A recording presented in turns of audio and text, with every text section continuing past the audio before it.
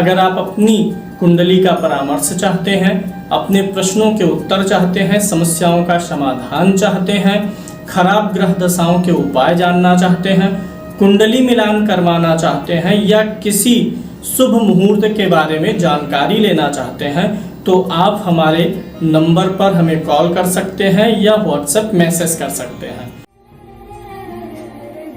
शनि महाराज की विशेषता है कि ये धीमे चलते हैं, यानी अगर ये धीमे चलते हैं, धीरे धीरे चलते हैं, तो इनका रिजल्ट भी जीवन में थोड़ा धीमा ही होगा, यानी धीमी गति से इनका प्रभाव आएगा। लेकिन होता क्या है, शनि महाराज धीमी चाल से चलेंगे, धीमी गति से चीजें आपको देंगे, लेकिन जो चीजें जीवन में आती हैं वो स्थिरता प्रदान करती हैं, क्योंकि धीमी चीजों में स्थिरता का भाव होता है। तो शनि महाराज आपकी कुंडली में, शनि को धीमापन कहा गया है, जिस भी भाव में कुंडली में बैठेंगे उस भाव से संबंधित फलों को धीमा करेंगे। लेकिन धीमे से क्या होता है, आयु भी बढ़ जाती है, उस चीज में स्थिरता होगी और वह चीज आपके जीवन में ज्यादा देर तक टिकेगी। क्योंकि आपने बहुत बार सुना होगा कि अगर शनि महाराज अष्टम भाव में हो तो आयु बढ़ जाती है। क्यों? क्योंकि अष्टम भाव किसका है? मृत्यु का है। तो जब शनि महाराज यहाँ बैठेंगे तो धीमी गति के नाते मृत्यु भी क्या होती है, धीरे धीरे आती है, यानी आयु धीरे धीरे खत्म होती है, चाहे शनि महाराज की स्थिति हो या दृष्टि हो। तो इसी संदर्भ में कि शनि महाराज धीमेपन के कारक हैं, तो आपकी कुंडली के सभी 12 भावों में स्थित हो करके सबसे पहले तो इसी को देखेंगे और बहुत सारे अन्य विषयों को भी शनि के बारे में हम कवर करेंगे। लेकिन पहले इस चीज का फलादेश कर लेते हैं कि शनि अगर धीमेपन के कारक हैं तो 12 भावों में बैठ करके किस चीज को धीमा करेंगे। तो पहले हम यहाँ पर 2-3 कारकत्व तो लिख लेते हैं, फिर उसे भाव से मिला लेंगे। शनि किस चीज के कारक हैं? धीमेपन के कारक हैं, धीमापन है शनि। और शनि किस चीज का कारक है? स्थिरता का कारक है। और शनि किस चीज के कारक हैं? कर्म के कारक देवता कौन होते हैं? शनि। शनि महाराज किस चीज के कारक हैं? दंड के, यानी दंड कहिए या दुख के कारक कौन कहे जाते हैं? शनि कहे जाते हैं। तो हम आपके प्रत्येक भाव पर पहले इस फलादेश को लगाने का प्रयास करते हैं, उसके बाद बहुत सारी अन्य रोचक बातें देखेंगे। अगर लगन में बैठे हैं तो लगन क्या होता है? व्यक्ति का व्यक्तित्व होता है, व्यक्ति का शरीर होता है, व्यक्ति का स्वभाव होता है। तो अगर शनि महाराज लगन में ही होंगे तो व्यक्ति का जो स्वभाव होगा वह धीमा होगा, स्वभाव धीमा होगा, व्यक्तित्व में धीमापन रहेगा, यानी व्यक्ति किसी भी प्रकार की जल्दबाजी में नहीं रहेगा, उसके अंदर उतावलापन नहीं रहेगा। जहां उतावलापन है वहां जल्दबाजी है, जहां धीमापन है वहां जल्दबाजी नहीं है। मंगल उतावलेपन का ग्रह है, धीमेपन का ग्रह है। तो शनि महाराज जब लगन में होंगे तो धीमापन देंगे, थोड़ा व्यक्ति की चाल, थोड़ा व्यक्ति का स्वभाव, नेचर धीमा हो जाएगा, यानी एक शब्द में कहें तो व्यक्ति को थोड़ा सा आलसी बनाने का काम करते हैं। ऐसे लोग तड़ातड़ कोई काम या फैसले नहीं ले पाते हैं, धीरे धीरे व्यक्तित्व के आपको धीमा बनाएंगे। लगन से किस अंग का विचार होता है? सिर का विचार होता है। और शनि महाराज यहाँ पर होंगे, शनि खुद काले हैं तो वैसे व्यक्ति का बाल काला रहेगा, और लेकिन उस व्यक्ति की बुद्धि भी थोड़ा धीरे धीरे ही, धीमेपन में ही काम करेगी, लेकिन रिजल्ट जो आएगा वो स्थिरता वाला आएगा। व्यक्ति धीरे फैसले तो लेगा, लेकिन जब फैसले लेगा तो वह स्थिर फैसले लेगा। शनि कर्म के कारक हैं, आपके लगन पर ही बैठे हुए हैं, यानी जिंदगी भर आपसे मेहनत करवाएंगे। मेहनत करवाने का काम किसका है? शनि महाराज का है। लगन में ही बैठ गए हैं, कुंडली के सारे घर आकर के कहाँ मिल जाते हैं? लगन में मिल जाते हैं। सब अपना रिजल्ट किसको देते हैं? लगन को ही देते हैं। तो शनि लगन में होंगे तो व्यक्ति का जीवन आसान नहीं होने वाला है, बिना कर्म किए कुछ भी मिलने वाला नहीं है। अब शनि महाराज अगर कुंडली के द्वितीय भाव में बैठे हुए हैं तो क्या होगा? द्वितीय भाव किस चीज का है? वाणी का है। तो धीमापन कहाँ आएगा? वाणी में आएगा। द्वितीय भाव किस चीज का है? धन का। धन संग्रह कैसे होगी? धीमे धीमे होगी, लेकिन स्थिर होगी, यानी धन आएगा, धीरे धीरे आएगा, धीमा आएगा, लेकिन उसमें टिकने की क्षमता होगी। तो द्वितीय भाव किस चीज का है? कुटुंब का है।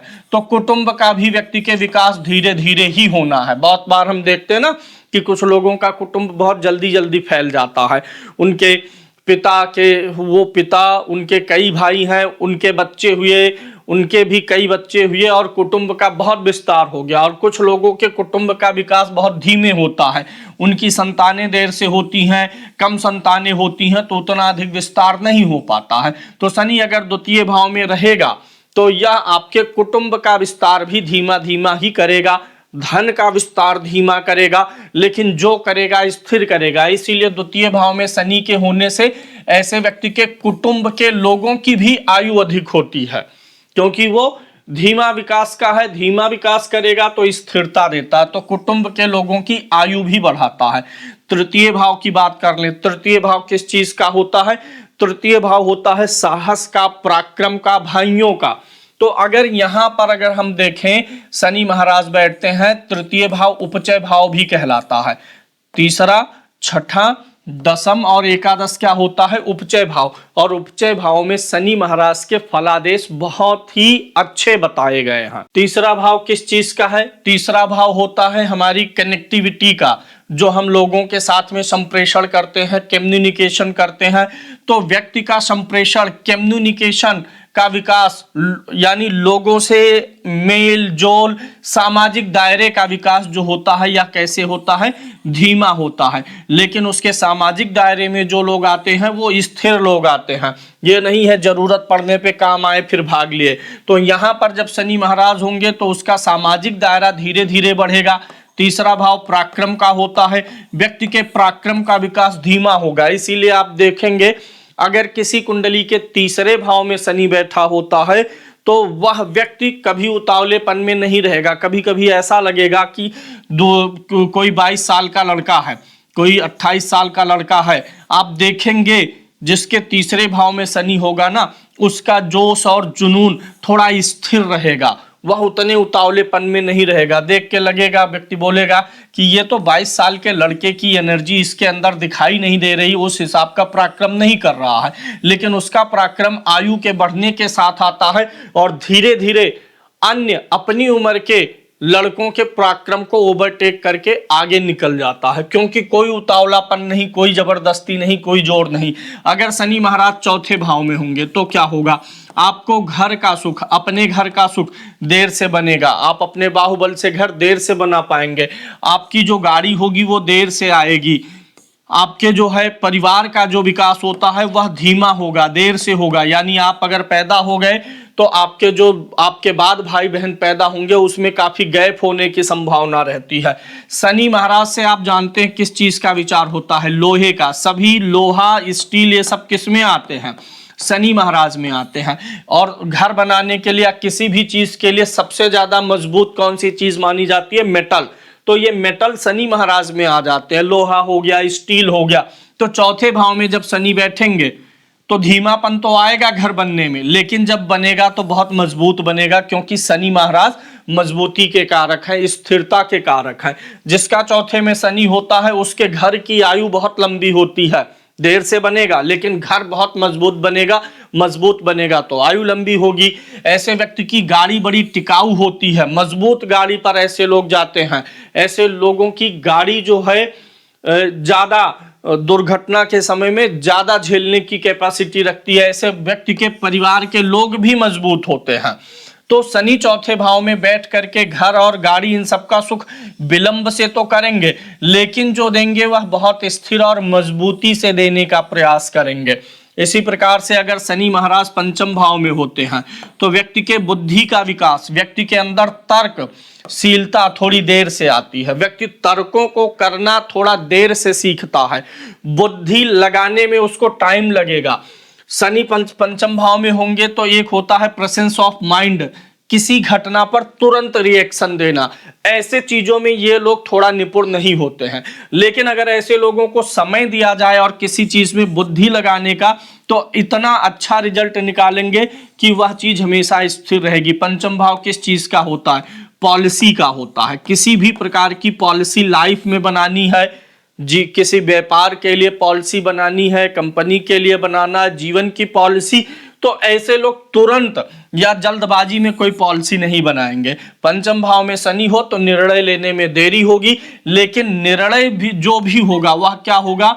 मजबूत होगा, और मजबूत चीजों में ही क्या होती है, स्थिरता होती है। तो पांचवें का शनि थोड़ा बुद्धि को स्लो, देखने में तो लगेगा कि यह व्यक्ति बड़ा टाइम लेता है, दिमाग इसका देर से काम करता है, लेकिन जब काम करता है और जो निर्णय फाइनल करके देते हैं ना, फिर वो जिंदगी में कभी इधर उधर नहीं होता, एकदम सटीक बैठ जाता है। शनि यहाँ पर होता है तो संतान प्राप्ति या संतान से सुख में भी देरी कराएगा, क्योंकि पंचम भाव किस चीज का है, संतान का भी होता है। तो शनि जिस भाव में बैठेगा देरी और मजबूती देता है। अगर शनि महाराज छठे भाव में बैठ रहे हैं तो छठा भाव भी कौन सा भाव होता है, उपचय का भाव होता है। छठे भाव से क्या क्या विचार होता है, रोग का विचार होता है। छठे भाव से किस चीज का विचार होता है, ऋण का विचार होता है। छठे भाव से किसका विचार होता है, शत्रु का। छठे भाव से किस चीज का विचार होता है, सेवा अर्थात नौकरी का विचार होता है। तो शनि महाराज धीमे ग्रह है, तो इसलिए जीवन में कोई रोग आएगा तो बहुत धीमे गति से आएगा। आपको कभी कोई बीमारी ऑल ऑफ सडन नहीं होगी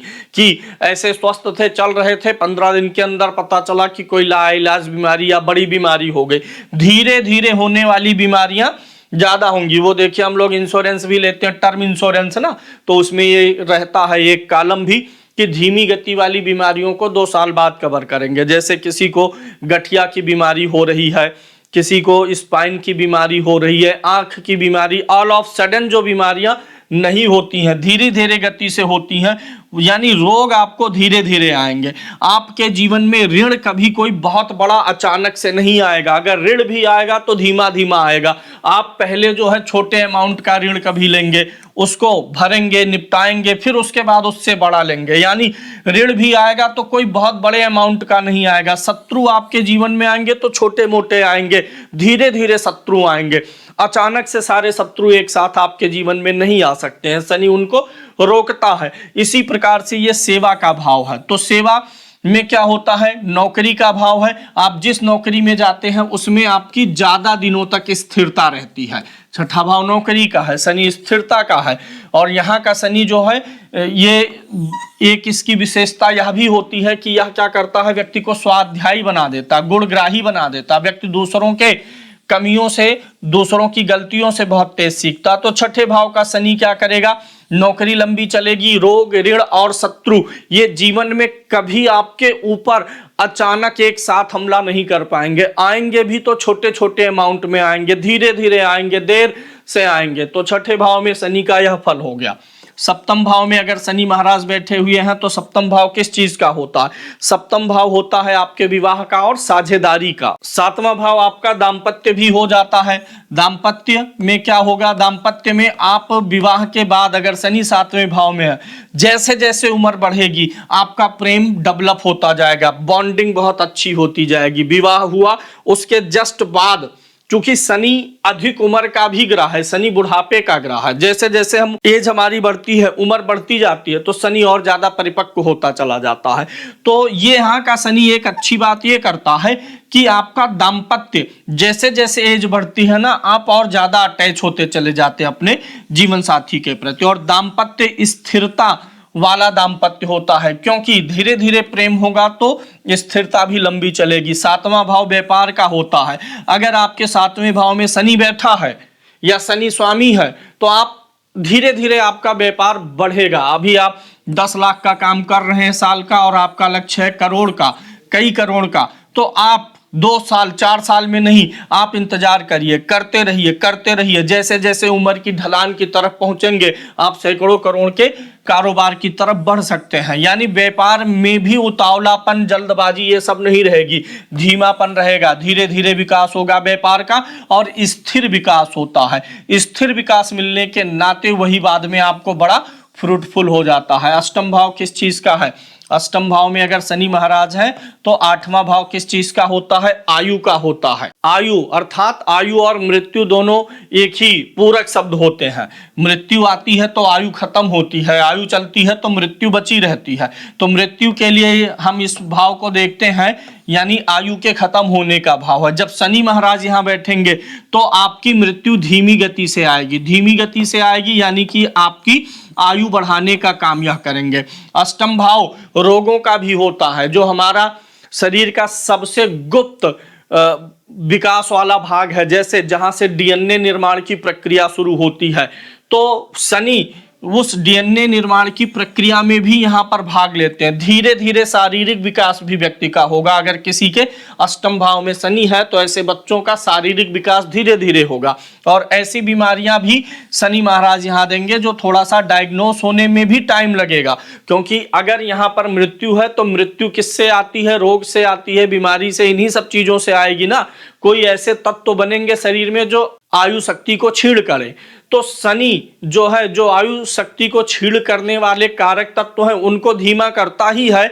साथ ही साथ अगर बीमारी भी पकड़नी है तो इसी भाव से पकड़ा जाएगा। तो बीमारी भी ऐसे लोगों की पकड़ने में डॉक्टर को टाइम लग जाता है। नवम भाव किस चीज का है? नवम भाव पिता का है। नवम भाव किसका है? नवम भाव धर्म, अध्यात्म और दर्शन का होता है। नवम भाव किस चीज का है? गुरु का है। नवम भाव किस चीज का है? आशीर्वाद का है, ब्लेसिंग्स का है। तो इसलिए अगर नवम भाव में शनि होगा तो आध्यात्मिक चेतना आपकी धीरे धीरे जागृत होगी। जैसे जैसे आपकी उम्र बढ़ेगी, सबसे ज्यादा तो जब आप युवावस्था पार कर जाएंगे, प्रौढ़ावस्था, वृद्धावस्था में तो आपकी आध्यात्मिक चेतना बहुत अधिक जागृत हो जाएगी। पिता की आयु भी यहाँ पर शनि महाराज लंबा करने का प्रयास करेंगे। नवम भाव ब्लेसिंग्स का होता है, इसलिए आशीर्वाद आपको फलित तो होता है लेकिन देर से फलित होगा, लेकिन स्थिरता भी प्रदान करेगा। किसी ने आपको आशीर्वाद दिया, गुरु के चरण स्पर्श किए, गुरु ने आपको कहा कि सुखी भव, संपन्न भव, प्रसन्न भव, सफल भव, कुछ भी आपको उन्होंने बोला तो उनका आशीर्वाद आपको फलने में टाइम लगेगा। 2.5 साल का कम से कम, क्योंकि शनि का गोचर कितना होता है? 2.5 साल का होता है। तो आशीर्वाद भी ऐसे व्यक्ति को धीरे धीरे सूट करता है। लेकिन धीमेपन में क्या होती है? स्थिरता, यानी वो आशीर्वाद जब रिजल्ट देगी तो बहुत अच्छा रिजल्ट भी देने का काम करेगी। शनि महाराज दसम भाव में बैठे हैं। शनि महाराज दसम में है तो ये क्या है? दसम। दसम भाव को हम क्या बोलते हैं? कर्म बोलते हैं। दसम भाव किस चीज का होता है? पद का होता है। दसम भाव किसका होता है? प्रतिष्ठा का होता है, यश का होता है, सम्मान का होता है। तो अगर शनि महाराज दसम भाव में बैठे हैं तो दसम कर्म है और शनि कर्म के कारक ग्रह हैं। तो यहाँ पर कुछ जगहों पर, जैसे शनि लगन में है तो बिना मेहनत के जीवन में कुछ नहीं मिलेगा। शनि महाराज द्वितीय भाव में है, बिना कर्म के धन आएगा ही नहीं। शनि कर्म के कारक है। जहां बैठेंगे शनि महाराज चौथे में है, आप अपने ही कर्मों से अपना घर और गाड़ी बनाएंगे, कोई दूसरा नहीं आने वाला है। इसी प्रकार से जब शनि लगन में है, द्वितीय में है, दसम में है, तो आपको कर्म करना ही है। बिना कर्म से आपका विकास नहीं होगा। शनि महाराज दसम में है तो जिंदगी भर आपसे कर्म करवाएंगे। यहाँ पर बहुत बार कुछ लोग सवाल भी पूछते हैं जब कुंडली दिखाते हैं, उनकी उम्र अधिक होने लग जाती है, रिटायरमेंट की तरफ रहते, कहते हैं गुरुजी 2 साल बाद रिटायर हो जाएंगे, उसके बाद क्या है?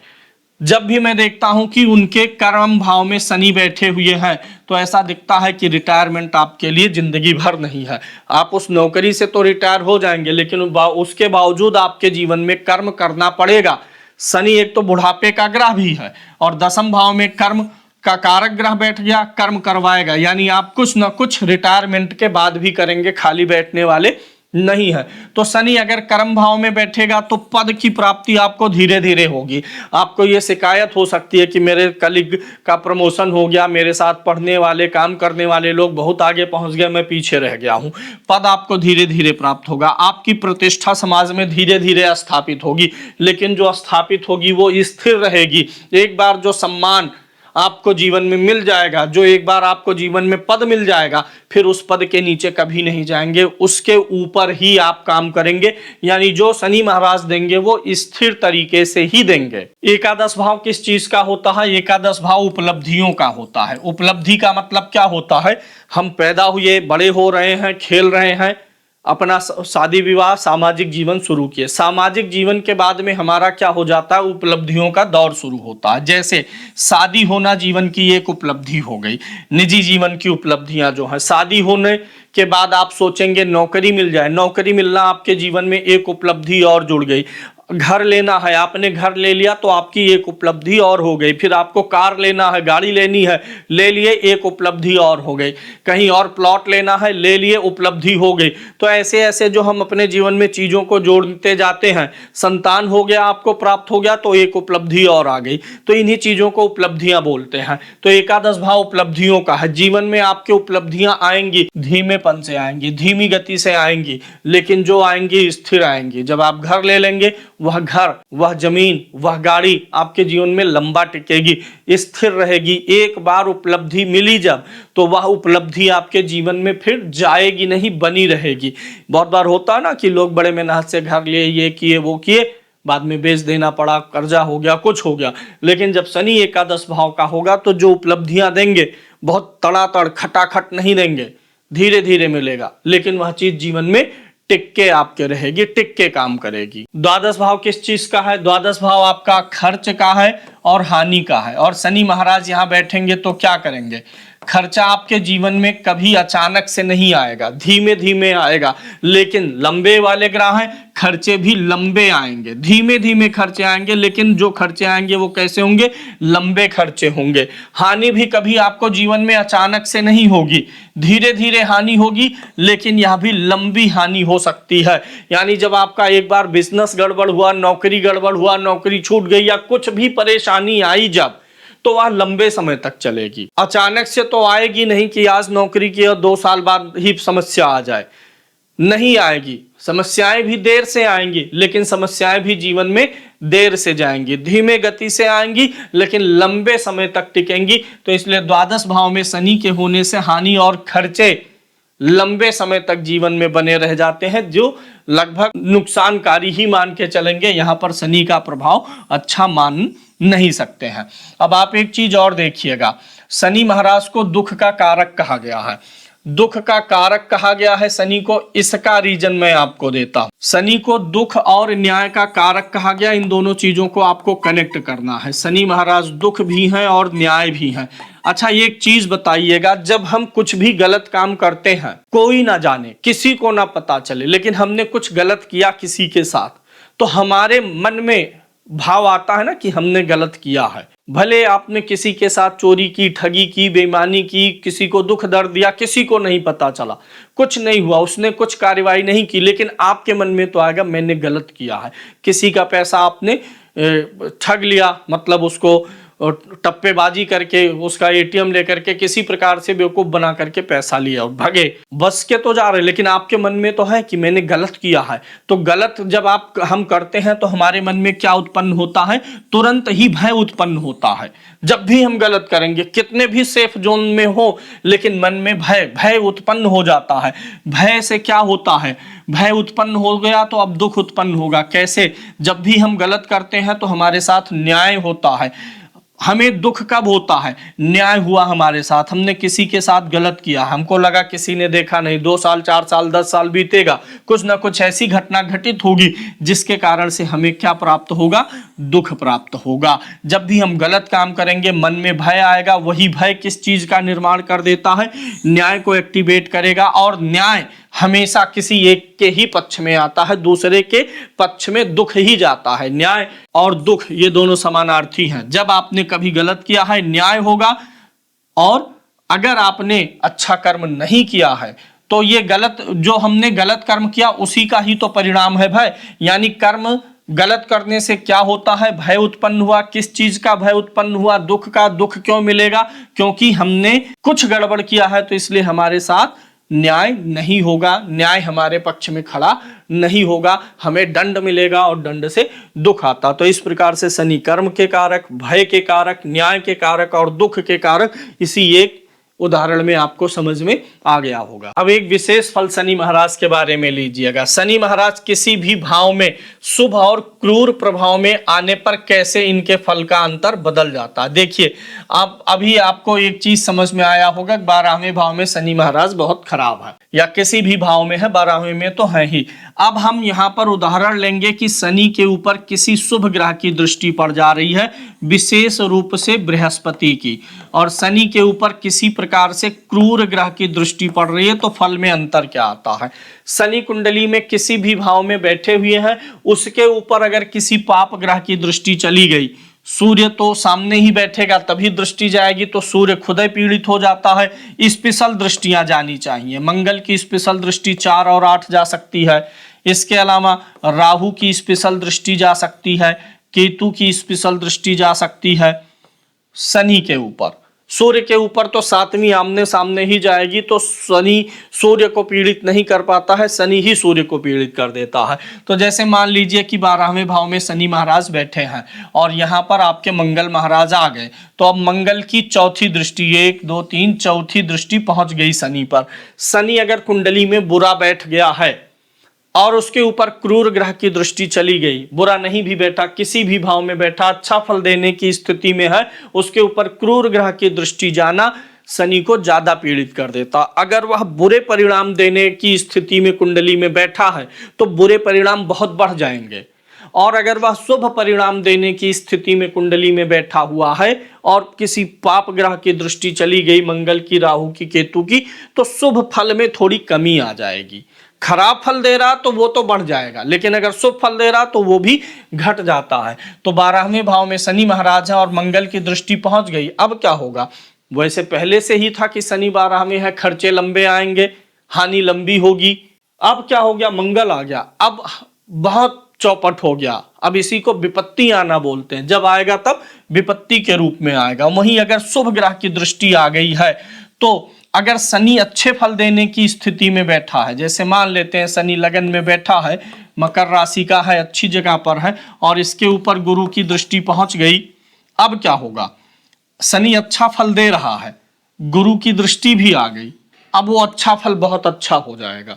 और अगर शनि खराब है, कुंडली में खराब फल दे रहा है और उसके ऊपर तब गुरु की दृष्टि चली गई, तो अब खराब फल की क्षमता घट जाएगी। यानी शनि अगर कुंडली में शुभ फल देने की स्थिति में है और शुभ ग्रह की दृष्टि में आया तो शुभ फल और बूम हो जाएंगे, और अगर शनि बुरा फल देने की स्थिति में है और उसके ऊपर शुभ ग्रह की दृष्टि गई तो बुरे फल की डेंसिटी घट जाएगी। जहां आपको बड़ा चोट लगना होगा, हल्का चोट लगेगा, जहां चाकू चलना होगा वहां पे सुई लग के रह जाएगी। तो ये फलादेश बनता। दूसरा, एक बहुत दमदार प्रेडिक्शन शनि महाराज के बारे में जान लीजिए। शनि किस चीज के कारक हैं? कर्म के। और शुक्र किस चीज के कारक हैं? वैभव के, ऐश्वर्य के। शनि क्या हो गए? कर्म हो गए। शनि आपका कर्म और शुक्र आपके क्या हो गए? वैभव हो गए। देखिए, शुक्र क्या हो गया? वैभव हो गया, ऐश्वर्य हो गया, धन हो गया, हर प्रकार की वह चीज जो हम पैसे से खरीद सकते हैं, सब क्या है? शुक्र है।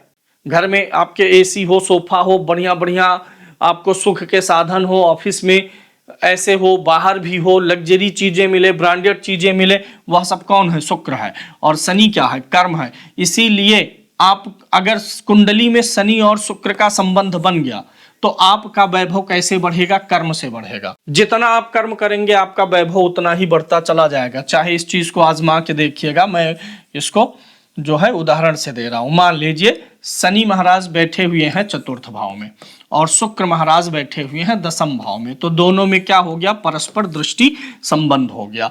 या शनि महाराज बैठे हुए हैं शुक्र की राशि में और शुक्र महाराज बैठे हुए हैं शनि की राशि में, राशि का दोनों का परिवर्तन हो गया तो दोनों में संबंध हो गया। दोनों आमने सामने हो गए तो संबंध हो गया, दोनों एक साथ हो गए तो दोनों में क्या हो गया? संबंध हो गया। अगर कुंडली में शुक्र और शनि का संबंध है तो शुक्र वैभव है और शनि कर्म है। जैसे आप कर्महीन बनेंगे, कर्म करना बंद करेंगे, वैभवहीन हो जाएंगे, ऐश्वर्य आपका चला जाएगा। क्या है कि शनि काल भी है। शनि क्या है? समय। शनि को काल कहा गया है। शनि कर्म है, समय है, अष्टम भाव का कारक है, तो शनि महाराज समय है और शुक्र महाराज क्या है? धन है, वैभव है, ऐश्वर्य है।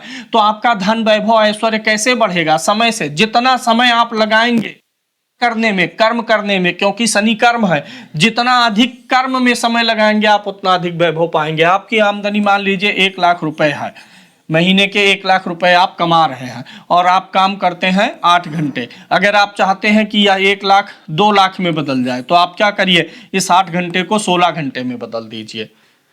अकेले नहीं, एम्प्लॉय रख के कर लीजिए, कई हाथ आपके अपने साथ लगा लीजिए, लेकिन खुद करना पड़ेगा। जिसका शुक्र शनि का संबंध है कुंडली में, जब वह व्यक्ति एम्प्लॉइयों के भरोसे होगा, खुद नहीं समय देगा, आमदनी घट जाएगी, ग्रोथ घट जाएगी। विकास करना है, शुक्र और शनि कुंडली में एक साथ है, राशि परिवर्तन में है, परस्पर दृष्टि में है। आपको कुछ नहीं करना है, कोई योजनाएं ना बनाइए ज्यादा, आप सिर्फ टाइमिंग इंक्रीज कर दीजिए।